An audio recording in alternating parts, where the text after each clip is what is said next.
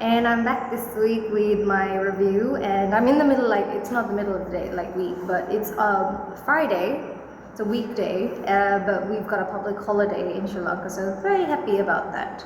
Also, we're in like the middle of November now, and I cannot believe how quickly time has been flying, because only last week was I bought these books, and suddenly it's crazy how time flies. And next month is going to be December, then it's going to be 2025, and this year I don't even know where time has gone. I feel like I'm living in an eternal loop of just what day is it, Anyway, enough of that. I'm here to do my review on this week's book, and this is The Moon Sister by Lucinda Riley, and this is based on the fifth sister, Tiggy.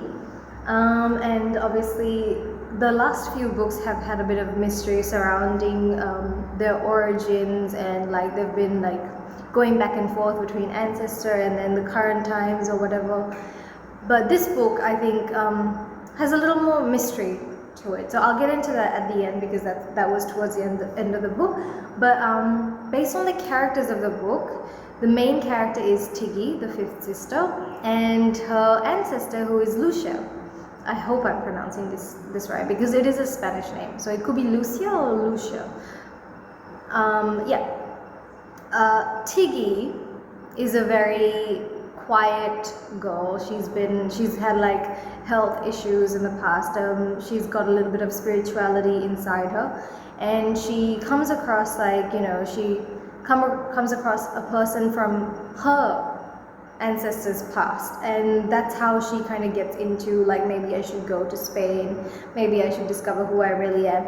But while she's in Scotland and she works with these animals or whatever, she comes across a person that she thinks is, she's got emotional ties to, and there's a little bit of it. I had a bit of an issue behind it, because the person at the time is married. So let's see how, like, for the sake of the book.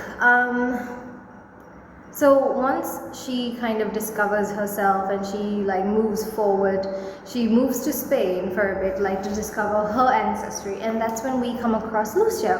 And Lucia is a fireball of a spirit. She's creative. She's grown up in the poorer part of Spain, and this is where like the flamencos happen, where all the creatives are, where a lot of the culture of Spain really comes from. Lucia is a great dancer. She's a terrible person. That is the only issue I had with her. I thought she was very selfish as a character, but obviously a character. She focuses solely on herself, her talent, but she very rarely sees the people around her as humans, and that they have needs, and that these people also need to be seen once in a while. And I think that was where her downfall really began, because she was in a relationship or in love with her partner. And I want to say this properly. I hope it's pronounced Menike.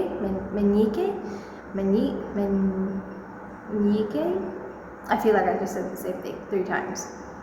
Anyway, so him, and it was going really well. She was getting famous. She had moved out of the country. She was exploring things. She was receiving things through her talent that no one has ever been able to do before, especially not in her family, in her generation.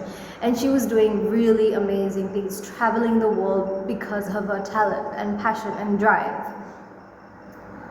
It comes to a point where Lucia she becomes pregnant, and this was after a fight that she had with her partner at the time. And I feel so sorry for the partner, because he wanted everything with her. He wanted to stop traveling, he wanted to settle down, he wanted to have family, he wanted to do all of it with her. And she was so selfish that she cut him out when he wanted those things, and he wanted to kind of slow down. She was like, no, this is not my life, this is your life. If you want to move away and do all these things, then do it, only to find out she was actually pregnant with his child a few weeks later, and she didn't tell him. And I felt so sorry because he wanted all of those things. He had every right to be a parent to that child because that's what he honest to God wanted. He wanted to be a father. He wanted to be a parent. But like he was robbed of that chance. And she went back, she never told him, and she passed away, and but one thing I will say that I really loved about this book is the mother.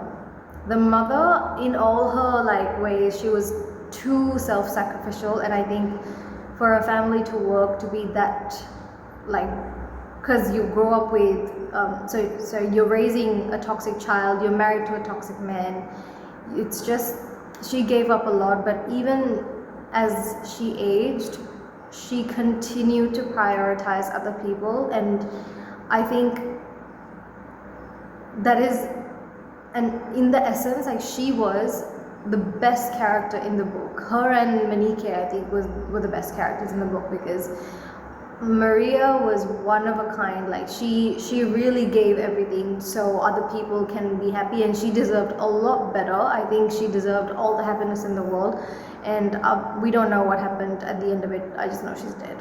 But yeah, I got really attached to her character as a mom, because obviously I'm very close with my mom, so seeing the sacrifices my mom has made for me as well, when I'm like, to give me things that I didn't, like, she didn't have, really kind of hit home.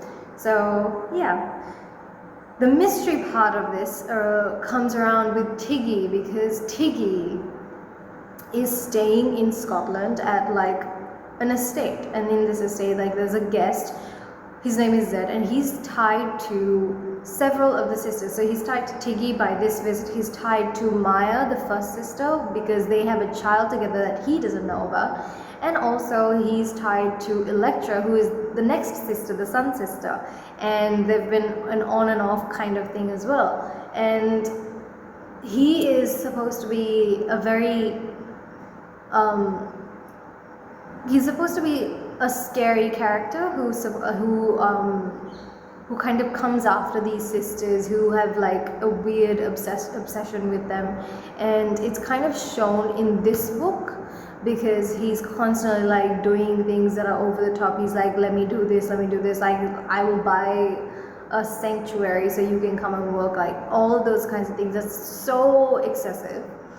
But also towards the end of it, it kind of like unravels that he's a bit of a like, he's evil, he's got a, like, he's not a normal person, these are normal behaviors. And then once Tiggy comes home, like, everything's settled down, Tiggy finds her way in her life, finds her people, she comes back to Geneva where their family home is, and she discovers these things about her dad, like a hidden elevator, a hidden basement, and she's now curious, so she's gonna like start digging around. We don't know, because the book ended before any of that could happen. And so I'm hoping in the next book, which is Electra's book, we have more insight on to who Zed is, what he wants, how the dad died. But obviously there's two more books, like, so this is book 5. We've got the Sun Sister, which is the 6th book. You've got Merope, which is the lost sister or missing sister, which that book has also come out, and there's also the book of Past Salt, and that's also out, so I'm gonna have to get to all of those to figure out what this mystery is, which is exciting. And I will say, if nothing else in this book, I love Lucinda Riley's writing, because it's so easy to just keep up with her writing. And I didn't realize how easy it is to read her books until I read a book I physically did not know how to read. I don't know what it is, but it just flows.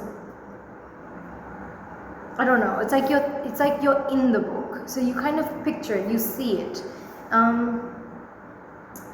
Yeah. So to cut it short, this is the Moon Sister by Lucinda Riley. It's very interesting. The characters have a lot of depth.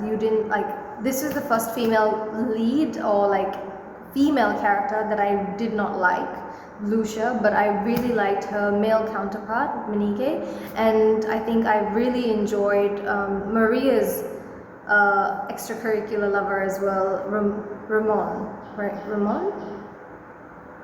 I really liked him too. So you can imagine I've probably been reading these names wrong while I've been reading the book, but definitely recommend this book and the rest of the series as well to anyone. At the same time, while I've been reading this one during like my mornings, I've been reading this one at night, like at least 5 pages before I sleep. This is called Love for Imperfect Things: How to Accept Yourself in a World Striving for Perfection.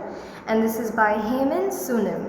It's a Korean monk, and he's just going through life, you know, saying how to live your best life, how not to get attached to things, how to let go of things, how to accept yourself. And he's gotten a few things that I'm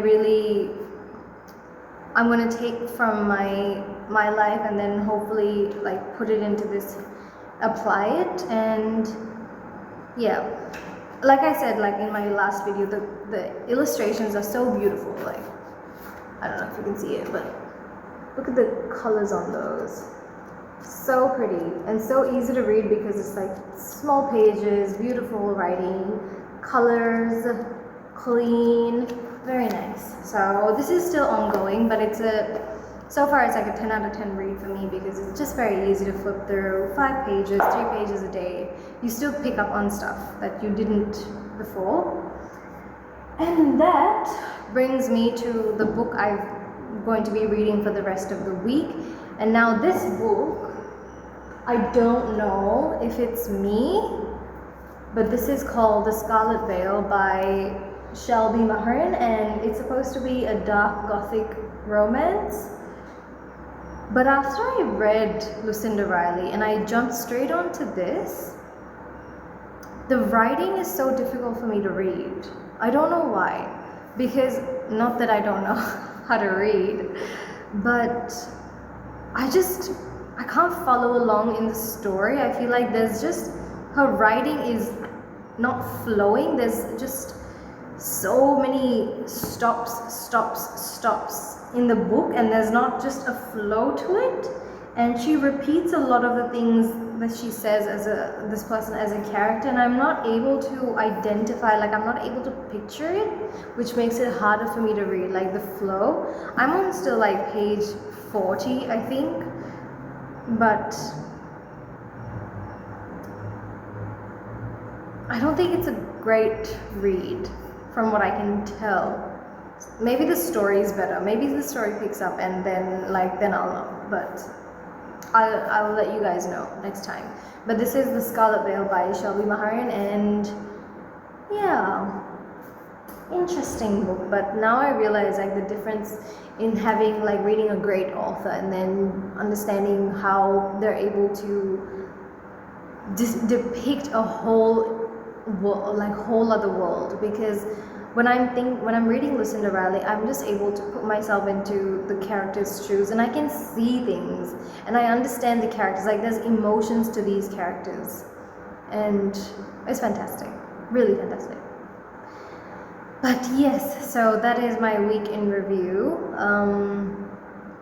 Yeah, until I finish this one, let's see how I go, as always. All right, thank you.